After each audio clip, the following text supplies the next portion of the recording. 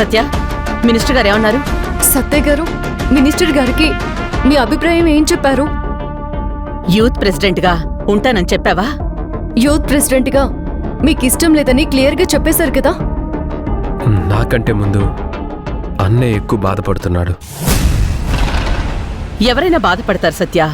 ఎందుకంటే మినిస్టర్ గారు నిన్నొక కార్యకర్తలా చూడలేదు, నిన్ను తోడబుట్టిన వాడికంటే ఎక్కువగా ఇష్టపడ్డారు.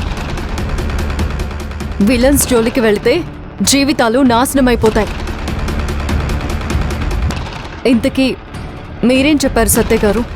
మినిస్టర్ అన్న ఇప్పుడు అధిష్టానానికి చెప్పాలంటే ప్రెస్ మీట్ పెట్టి చెప్తాడంట. ఏమని చెప్తారు? తను వేరే క్యాండిడేట్ని రికమెండ్ చేశానని చెప్తాడంట. లేకపోతే తనేమో తను అనుకున్న క్యాండిడేట్కి ఈ పార్టీ మీద నమ్మకం లేదు అని చెప్తాడంట. అలా ఎందుకు చెప్తారంట? యూత్ ప్రెసిడెంట్ పదవి నాకు వద్దు అని చెప్పానమ్మా. ప్రెస్ మీట్ పెట్టి చెప్పనివ్వండి. మీకు ఎలాగో ఆ పదవి తీసుకోవడం ఇష్టం లేదు కదా. ఏయ్, ఏం మాట్లాడుతున్నావు? ఇది నా కొడుకు భవిష్యత్తు. ఇది మా ఆయన భవిష్యత్తు. మీ ఆయన? నీకు మీ ఆయన ఎక్కడి నుంచి వచ్చాడు? మీ ఆయన అయ్యే కంటే ముందే వాడు నా కొడుకు. అమ్మా నువ్వాగమ్మా. వాడు చిన్నతనం నుండి లీడర్ క్వాలిటీస్తో పెరిగాడు. వాడి ఏజ్ కంటే ఎక్కువ ఏజ్ ఉన్న వాళ్ళతో స్నేహం చేశాడు. అలాంటివాడు మంచి నాయకుడిగా ఎదిగితే జనాలకి, దేశానికి ఎంతో మేలు జరుగుతుంది. అందుకే నా కొడుకుని యూత్ ప్రెసిడెంట్ అవ్వమని చెప్పాను. అమ్మా నువ్వు రూమ్లోకి వెళ్ళు. మీ ఆయన ఎక్కడి నుంచి వచ్చాడు, మీ ఆయన ఎలా అయ్యాడు అని మీరు స్పెషల్గా నొక్కి నొక్కి చెప్పక్కర్లేదు అత్తయ్య గారు. ఎవరికైనా పెళ్ళీడు రాగానే పెళ్లి చేయడం సహజమే.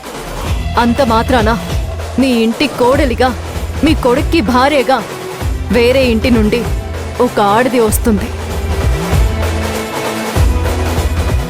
వచ్చిన ఆడది తల్లి కంటే తక్కువేం కాదు.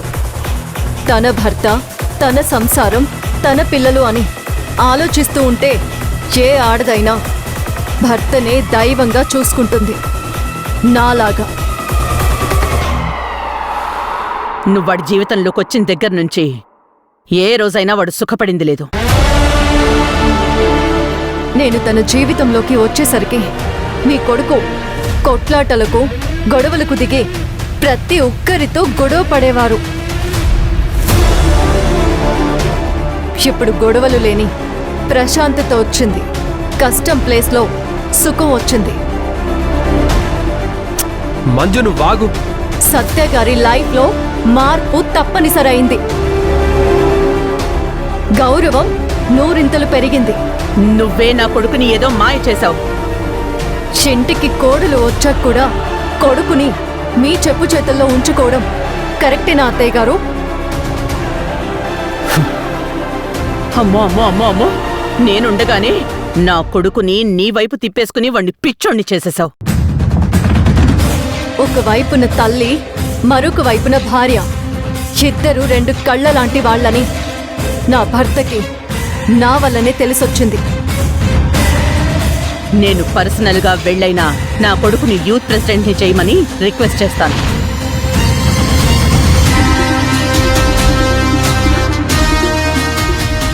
నేను ఎక్కడికి వెళ్లాల్సిన అవసరం లేదు. నా సత్య గారికి నేనేంటో అర్థమైంది. ఆయనను ఇలాగే ముందు ముందు ఇంకా ముందుకి తీసుకువెళ్తాను. ఏయ్, నువ్వు అసలు విషయం మర్చిపోయి మాట్లాడుతున్నావు. మన మధ్య జరిగిన ఒప్పందానికి ఇంకా కొద్ది రోజులే గడువుంది. మరుక్షణమే నిన్నింట్లోంచి గెంటేసి నా కొడుక్కి ఇంకో పెళ్లి జరిపిస్తాను. చూస్తూ ఉండు.